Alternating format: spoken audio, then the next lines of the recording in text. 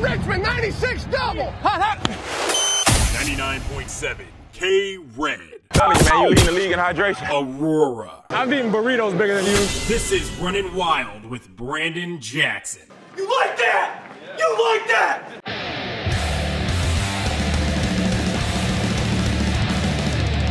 Running wild here in Aurora, Colorado. This is Brandon Jackson here with you for Running Wild. This has to be a show I know all of you have been looking forward to after the insane game in Monroe, Louisiana, and now I get to stay home for 3 straight weeks for the rest of the season. Are you kidding me? Are you kidding me? Are you kidding me with what happened? How are we doing, everybody? Whew, man, that game was something else, wasn't it? Game of the year, game of the decade, game of the century. This, I swear, they're 5 years, 10 years, 20 years down the line, we're still going to be referring to this game as one of the greatest games in Red Fox's history, one of the great comebacks of all time. An insane game, down 21 points. 21 points. The Red Foxes take a kickoff about halfway through the fourth. Vernon Winslet from his own end zone runs it out, gets kind of tackled at about the 30-yard line, lays on top of the defender, however, gets back up because the whistle hasn't blown yet, and starts running to the end zone for a touchdown. We then immediately got a turnover. Immediately afterwards, maybe 2 plays later, Chandler Gaines throws a strike into the end zone for a touchdown, right up the seam. Then right after that, they get a 3-and-out to stop the Warhawks. Come right back down the field. Chandler Gaines gets injured on a 3rd down play. I believe it's 3rd and 5, and then 4th and 5. Miguel D'Souza has to come in. Chandler Gaines has a dislocated wrist, and D'Souza picks up not only the 4th down, but drives down the field with about 5 seconds left and scores the touchdown. A throw on a 5-wide spread, all running comebacks. It's a backup tight end, Jimmy Ireland.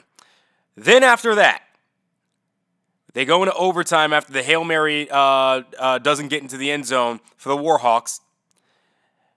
The Warhawks score first. And then immediately, first play on offense, Vernon Winslet, straight up the middle, clear hole, running straight through, touchdown. His 2nd touchdown of the game. 300-plus total all-purpose yards for Winslet.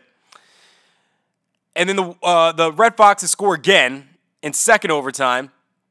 And the first play on defense, the guy that I thought for sure was maybe going in the doghouse and would have been done after this week, Paul Beneventi comes up with his 2nd interception of the game.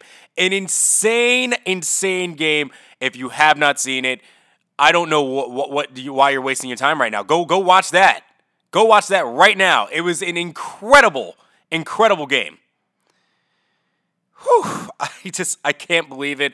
The questions were absolutely pouring in this week about it and about what it means, because now it is 3 straight for the Red Foxes. Their next opponent is UL Lafayette. They come into town, the Raging Cajun do, with one of the best run offenses in the nation, or one of the better ones, not one of the best, I should say. And it's going to be an interesting matchup to see such a contrast of a team that has such a dominant, or that dominates a little bit more on the run side of things, against a team like Aurora, who now with Chandler Gaines has gone towards the passing attack. Now, that could change this week because, again, Chandler Gaines is injured. So he will not play this week, and Miguel D'Souza will be starting in his place. So that may change up the offense a little bit. Offense does like to run a lot more when Miguel is behind center. So we'll see how that goes. The practice has been excellent thus far with him. And I actually have a quote here from Mashburn after the game was finished. And I have to actually leave out certain parts of it because he swore up and down after this one. We played like expletive, but we stuck in it and we won.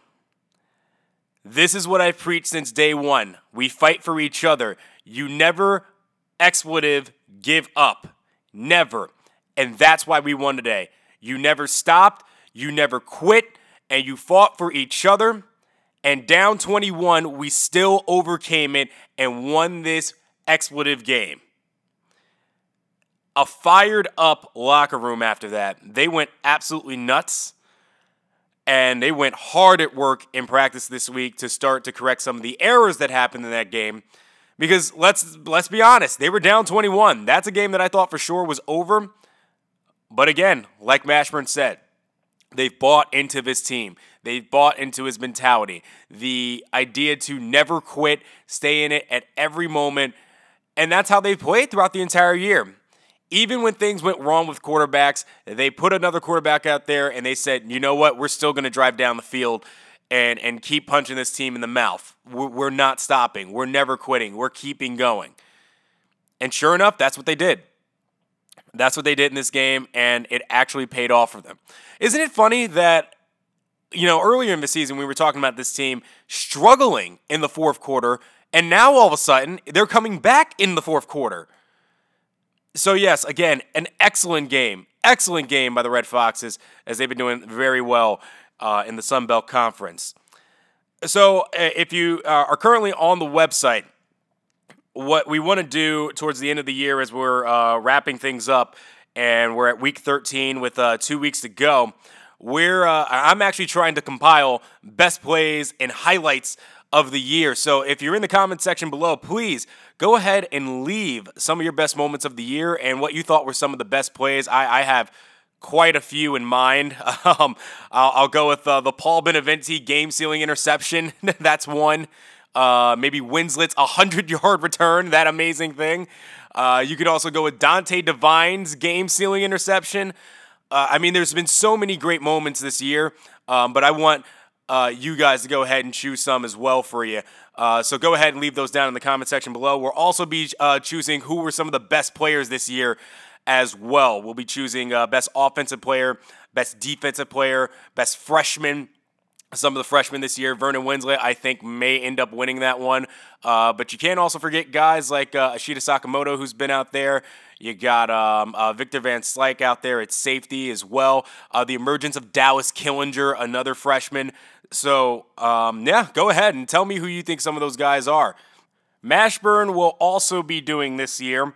The team will have a dinner at the end of this season, and they will be actually announcing who will be the first player to be inducted, or I don't know. He's kind of come up with this concept where every single year he wants to award a player as having the best effort or the best player on the team, and their name, along with their jersey number, will be honored on the wall that he is set up in the locker room every single year. So go ahead and name who you think that might be as well. A lot of people to choose from there. I think Dante Devine has had a great year. Paul Beneventi just had a great game. Vernon Winslet's been excellent. Timberlake has just been a monster all over the field. Isaiah Irving's been interesting on offense. You also have David Blanchard as well. So go ahead, down below, let me know who you think. Let's go ahead and jump into recruiting for this week as well. We welcome 3 new Red Foxes to the pack. They are strong safety from Aurora, my hometown. Proud to have him on board, Atticus Wynn. We also have Paul Phillips tackle over there at Pueblo, Jalen Johnson, and a guy that we will actually see in the state championship game, which I hope that you guys tune in for as well, as I will be calling it, Jamarcus Johnston, the defensive tackle there at Aspen. Aspen will be going up against Durango, as they both had the best records here in Colorado, and they will meet each other for the championship. So that's going to be a fun one to call. I'm going to be looking forward to that.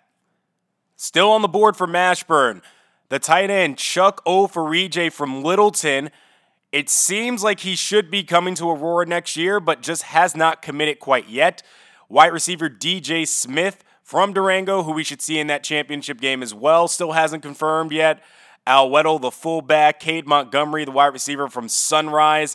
Noah Baldwin, who we will also see in that championship game too, the middle linebacker, probably one of the better defenders, or defensive players, I should say, that we will be bringing in this year. Could be interesting to see what he'll do in that championship game. And Mashburn has also started to look at Bryson Hill, the quarterback from Colorado Springs.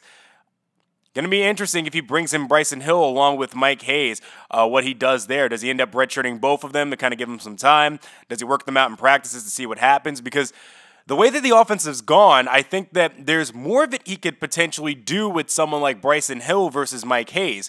So we'll see what happens there. We're going to keep a close eye on that recruiting front. And just as a nod of respect to all the prospects out there in Colorado, as Aurora is trying their best to fight hard to win back the state and start to recruit from home, we wanted to give a nod to all the other recruits that Mashburn has been looking at this year and have either gone elsewhere or still have not decided yet. Starting with the top wide receiver in Colorado this year, Darian Bowles, who still has not decided yet on a school. It currently looks like Arizona State has shot up all of a sudden on his list as they're the #1 school, along with Utah and Brigham Young University. Dan Pierce, the wide receiver from Moore, ended up going to the Minnesota Golden Gophers. So the Denver native will go ahead and head on to Minnesota. You also have the power running back Robert Watson there. He is from Sunrise High School, and he will be going to the University of New Mexico State, or New Mexico State University, I should say, and joining the Aggies there. You've also got quarterback T.J. Henderson, as we mentioned earlier in the year, ended up signing with Central Michigan University, so he will be joining the Chippewas up there in Michigan. Rylan Kaiser, the wide receiver for St. Joe's, ended up choosing Brigham Young University. I'm sure that we'll play them at some point and end up going up against them. Mashburn really liked the young man and wanted to try to bring him on board. Loved his effort, loved his heart. It's a sad thing to have to see him go to Brigham Young and that we couldn't win out there for him, but he had us locked out and there was no shot at him. One of the better safeties in the nation, the number 14 safety, Victor Oyewole, ended up going to Kansas. Tight end Carmel Gibson, we tried a last-minute effort there to try to bring him in. He will be going to Colorado State, who I believe we will actually be playing next year, as Mashburn actually wants to do an East Coast tour so that he can go back to his home state of Virginia. He has Virginia and Miami on his schedule for next year of teams that he wants to play. There's also fullback Ivan McCleary right here in Aurora. Another guy who locked us out, unfortunately. I'm sure Mashburn was looking for a better fullback or a better option there. Although he does like Mac Truck McGee, I think a receiving threat like Ivan McCleary was someone that he wanted, and he couldn't bring him in, unfortunately. Charlie Morgan, the free safety from St. Joe's, along there with Rylan Kaiser. Morgan actually decided to go to Colorado State and joining Carmel there. So it'll be interesting to see those two together when we play Colorado State again. And last but not least, the guard from Boulder, Vincent Williams. We tried to compete for him, and I thought there was a moment in which Aurora could have brought him in, and then Kansas State snuck in and ended up taking him. So the offensive lineman will not be joining us next year. Instead, he will be a Wildcat. Speaking of the potential schedule for next year, Mashburn did say that he wanted to go up against Miami and Virginia. So kind of doing something similar to what they did this year, where they went up against top competition early and then later in the season go up against the Sun Belt. He mentioned Miami and Virginia. Virginia being the team that he wanted to go and face because they have, he can go visit his alma mater, William & Mary. They have an interesting set of guys there who have actually burst onto the scene a bit this year. They're young guys. They have quarterback Darren Levine there, who's going to be interesting to play up against. He's a very good passer with some decent legs underneath him. I don't think it's going to be fun having to go up against someone like that who can actually throw downfield. You also have a scrappy wide receiver there, DeAndre Britton, who's become a bit of a a house favorite there at Virginia. And also corner Julian Roussel. Now, I don't know too much about the back history of Roussel and Britton. Apparently, they played in rival high schools back in North Carolina, ended up going to Virginia together. And Roussel was actually one of the top prospects out there in North Carolina. So Virginia actually snagged themselves a couple of interesting guys there. Also to look out for is a DeAndre Britton high school teammate of his who's actually been terrorizing the ACC over there at middle linebacker Scott Slaughter. So it's going to be interesting to see them all up and personal together as they're kind of the guys that Mashburn has his eyes on and that he is going to be most interested in seeing how the team performs against guys like that when they head into next year. There's also the possibility that they put USC back on the schedule next year. But they may want to make room to possibly play Colorado as well as Colorado State to start the in-state rivalry as well. But that's only if Colorado will allow it. We'll see what happens there. All right, let's go ahead and jump into your questions. If you're not following along online, go ahead and jump on there. We're actually streaming the practice right now while I go ahead and take some of your questions. Let's go ahead and see here. We have one from, pulling it up here. Gotta love a live show when your computer decides to go haywire for a quick second. Let's see. Got a question here from Scotty Waters. Hey, Brandon, great win for the guys last week. Yeah, tell me about it. With Gaines having an up-and-down season and D'Souza completing the comeback, does this give Mashburn an open mind about the starting quarterback position? Running Wild from Wilmington, Delaware. Hey, run wild, Scotty. It's weird because last week I said, no, it's definitely Gaines. But this week, it's D'Souza who's going to be starting because of Gaines' injury. And don't get me wrong, Gaines' injuries have been worrisome to me as well. Because it's consistently happened throughout the year that he's gone down with something. And he definitely has injury problems. And I don't think that, if you can't reliably depend on a guy to be there game in, game out, why should he be the guy? But I think that Gaines, again, is the best guy right now who can run the system. So how do you go to anybody else? Now, like I said earlier, D'Souza is better when he is the offense is better with D'Souza in terms of the run game. So the run game outperforms whenever D'Souza is on the field. And that's a good thing, not necessarily a bad thing, but this definitely means that when we go up against the Raging Cajun this week, we're going to be more focused on the run rather than the passing game. And I think the passing game is what makes this offense better, and that's why I think Gaines should be the guy. Now, we've seen what happens when we go to John Hendrickson at quarterback. It's not necessarily that John is a bad, is bad. He has a great arm, but we're not ready to extend the field like that quite yet. And when it comes to his accuracy when he's behind center, he's had some issues and thrown some really questionable passes at times that have led to interceptions.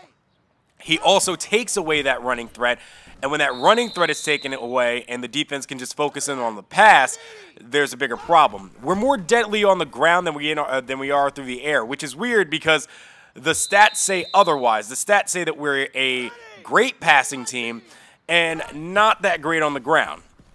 I don't know. I still think that at the end of the day, Mashburn, if Gaines is available, he's going to Gaines. If he's not, it seems like D'Souza is the best option, and that's where they go. Let's go ahead and take the next question here. This one is from Yee-Boy. Hey, Brandon, how you? Oh, sorry, hope you're having a great week. Yeah, I am.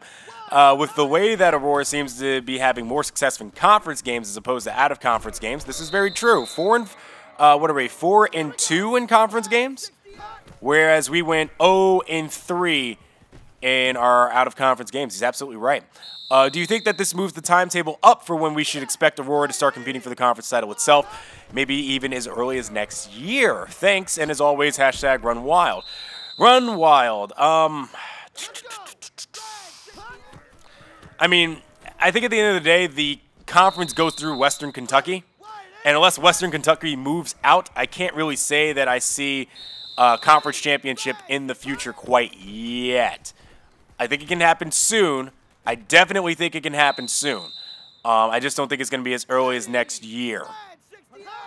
I wouldn't say that, and I guarantee this is going to be a question as I continue to scroll down here. I don't know if a bowl game is, in play quite yet. I know that some people may think that after we've just won 3 in a row. But then again, you know what? You know what I also said at the beginning of the year? I thought we were maybe going to be a 2-win team. Maybe a 2-win team if we're lucky. And here we are at 4. And we've been a little bit more than lucky, haven't we?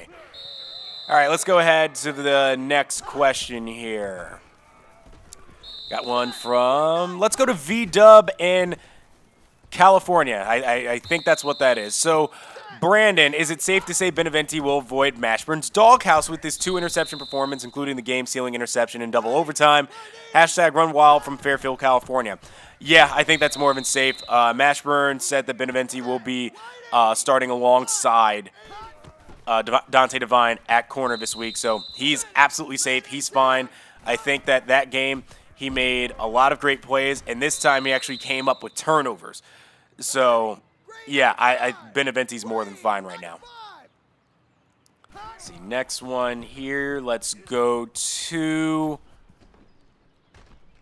Sorry, give me a second here. Again, live show. Weird things happen. Let's go to Chris James. Okay. Hi, Brandon. Obviously, this team has been playing better football lately, but we have to be realistic that not all the underclassmen that are currently starting are going to be starting next year. The recruiting class is small so far, but who do you think is in danger of losing their job to a new recruit? Hashtag RunWild from Argyle, Wisconsin, and keep up the great work. Well, thank you, Chris. I appreciate that. And yes, RunWild. Wow, that's a strange question. I think with the injuries that keep plaguing Chandler Gaines, and with Mike Hayes at least confirmed thus far to come in, there could be an interesting competition there at quarterback. I know that I said last week that it seemed like Gaines had that locked up, but the injuries are the big question with him.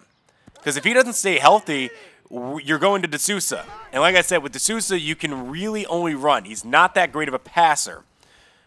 But the team does run a little bit more effectively when D'Souza is in there.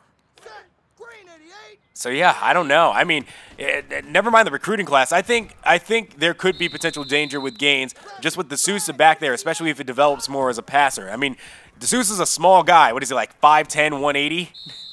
Something like that.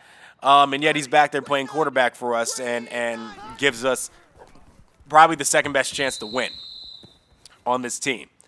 I would say that DJ Smith is going to see playing time next year, so it could be interesting. I think that if DJ Smith ends up in the starting lineup, it'll be something like DJ Smith, Isaiah Irving, and Dallas Killinger all together, which may be bad news for Willoughby Sinclair, who I actually do really like.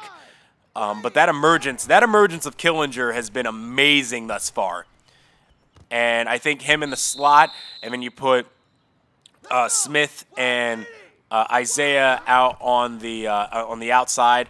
I think that's a deadly combination. So I would think maybe Willoughby Sinclair may be the most in danger right now. There may be a good chance that he redshirts everybody else. And who knows what he does with Paul Phillips, too, because I haven't seen a lot, and I was actually expecting Rojas to be a much bigger part of this offense, and it feels like at times that he disappears in games.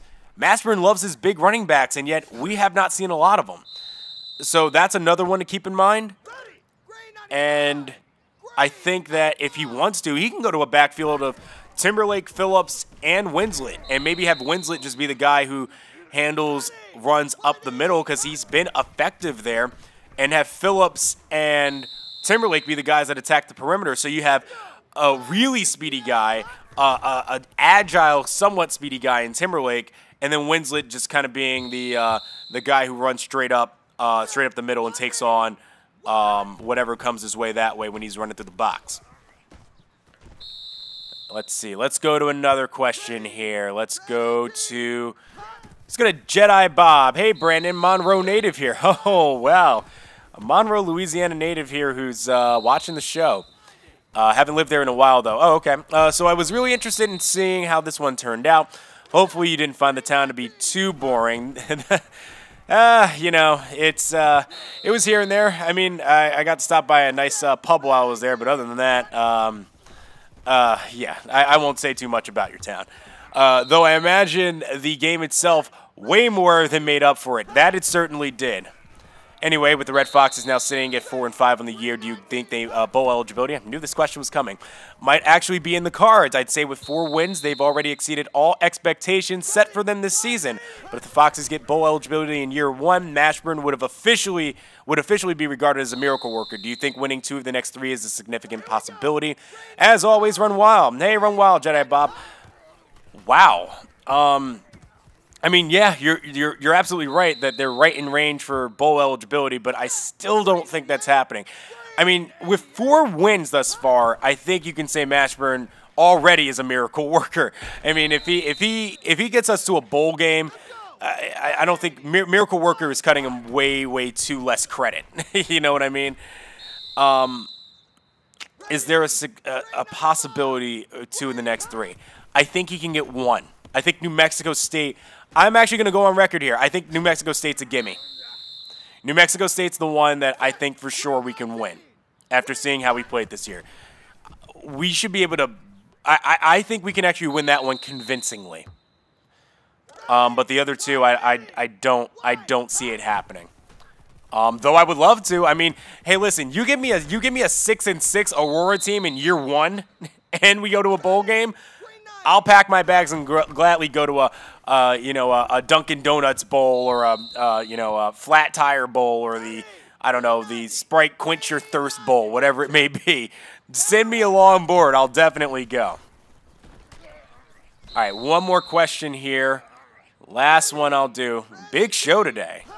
Wanted to get to a lot of guys. I'm feeling generous this week. It's been a great week, so I figure, why not? Okay, let's see here. We're gonna go to Edgar Allan Fro. That's funny.